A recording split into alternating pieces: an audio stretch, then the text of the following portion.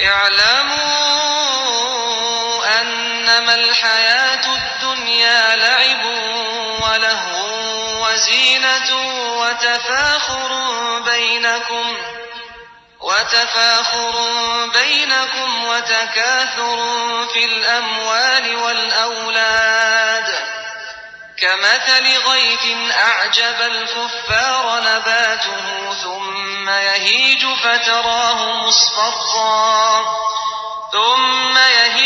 فتراه مصفرا ثم يكون حطاما وفي الآخرة عذاب شديد ومغفرة من الله ورضوان وما الحياة الدنيا إلا متاع الغرور.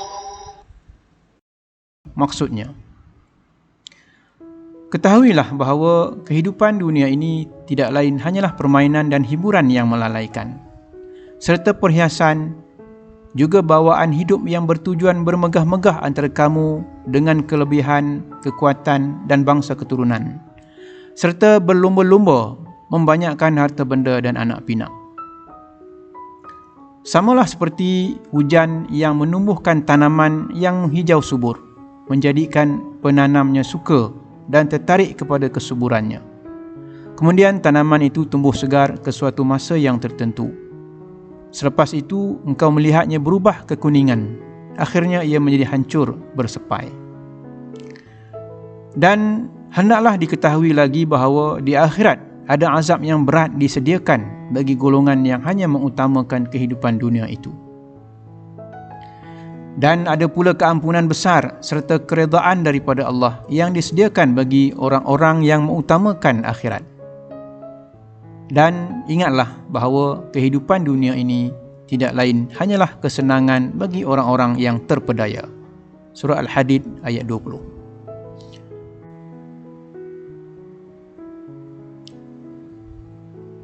Proses pemilikan harta kekayaan di dunia ini dipenuhi dengan pelbagai unsur tipu daya.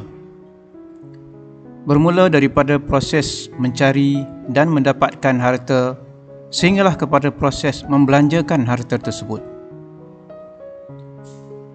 Pelbagai cara dilakukan untuk memperolehi harta kekayaan di dunia ini, termasuklah melalui cara yang diharamkan dan tidak dibenarkan oleh syarak.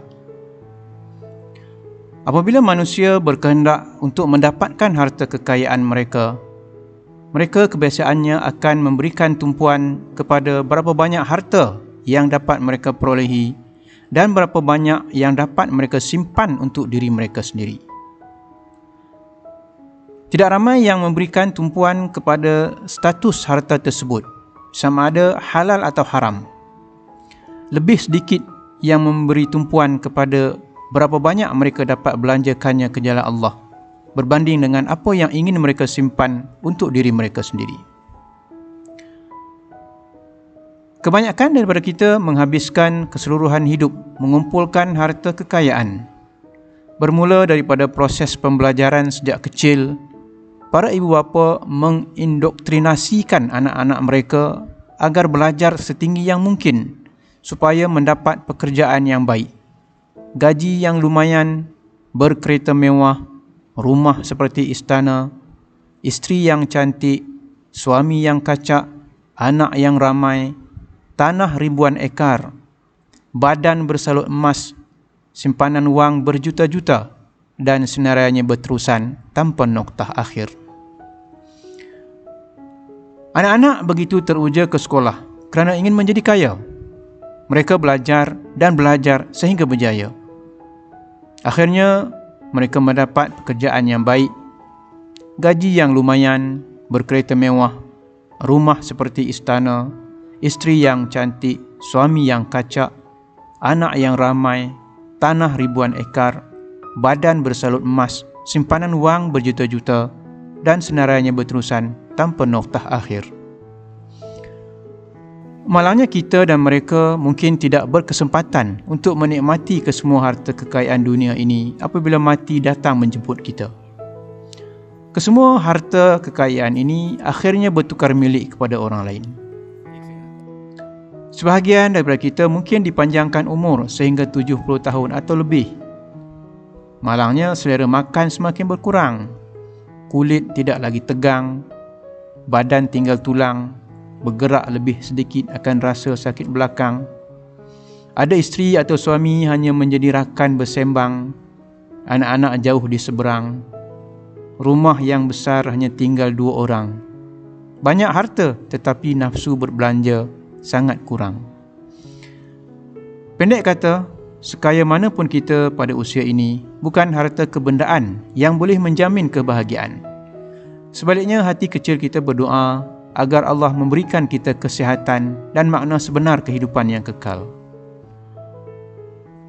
Bagi orang yang masih bernafsu untuk mengumpul harta kekayaan, walaupun usia melewati waktu gelap malam, mereka akan dikejar dan dihantui oleh pelbagai sifat kebimbangan. Bimbang dan takut jika mereka mati sebelum dapat mengumpulkan sebanyak-banyaknya harta yang menjadi idaman. Bimbang dan takut jika harta yang ada dalam milik mereka akan kehilangan. Bimbang dan takut jika mereka mati dalam kemiskinan. Orang ini adalah sebenar-benarnya hamba kepada harta kekayaan. Akhirnya mereka mati dalam keadaan menjadi hamba kepada harta kekayaan yang bertimbunan. Kehidupan mereka di dunia tidak ada sedikit pun nilai kebahagiaan hakiki. Yang ada hanyalah harta kekayaan yang menjadi peluh dan kotoran yang sukar dicuci, mengalir, menitis dan melekat pada seluruh permukaan yang dilalui, yang kekal di kulit menjadi daki. Kematian mereka ditangisi seketika sahaja. Selepas itu, segala harta kekayaan akan menjadi rebutan ahli keluarga. Mereka di alam barzah tidak bahagia, malahan mendapat siksa. Di akhirat nanti akan dihisap segala harta, dari mana diperolehinya dan ke mana dibelanjakannya. Firman Allah Subhanahu wa taala di dalam surah Al-Hadid ayat 20, maksudnya, ketahuilah bahawa kehidupan dunia ini tidak lain hanyalah permainan dan hiburan yang melalaikan, serta perhiasan, juga bawaan hidup yang bertujuan bermegah-megah antara kamu dengan kelebihan, kekuatan dan bangsa keturunan, serta berlumba-lumba membanyakkan harta benda dan anak pinak. Samalah seperti hujan yang menumbuhkan tanaman yang hijau subur, menjadikan penanamnya suka dan tertarik kepada kesuburannya. Kemudian tanaman itu tumbuh segar ke suatu masa yang tertentu.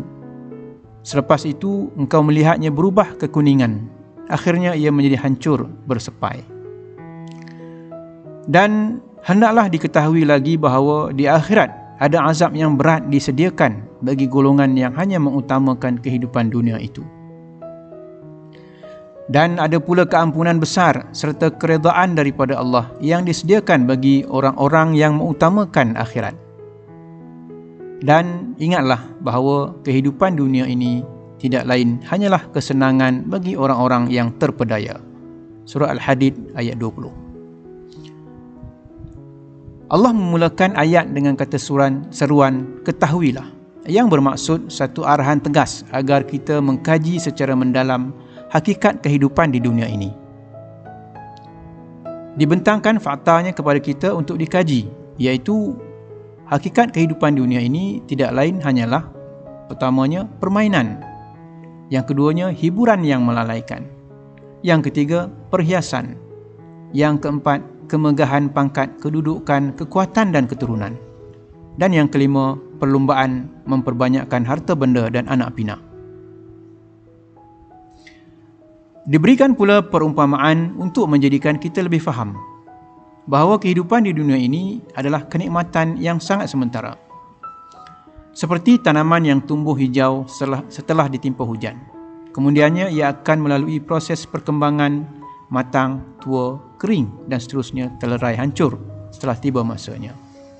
Semuanya berlaku dalam tempoh masa yang amat singkat. Kemudiannya Allah memberikan peringatan kepada golongan yang masih angkuh ingin mengutamakan kehidupan dan harta kekayaan di dunia seolah-olah mereka akan hidup selamanya. Mereka dijanjikan dengan azab yang berat di akhirat. Manakala kepada orang beriman dan taat kepada perintah Allah dan yang memahami dan menghayati hakikat kehidupan dunia ini sebagai sementara dan perlu dijadikan ladang untuk akhirat, maka mereka akan mendapat keampunan dan keredaan daripada Allah berserta dengan balasan yang banyak di akhirat. Inilah orang kaya akhirat yang sebenarnya. Pada penghujung ayat ke-20 surah Al-Hadid ini, sekali lagi Allah Subhanahu wa taala menegaskan bahawa kehidupan dunia ini tidak lain hanyalah kesenangan bagi orang-orang yang terpedaya.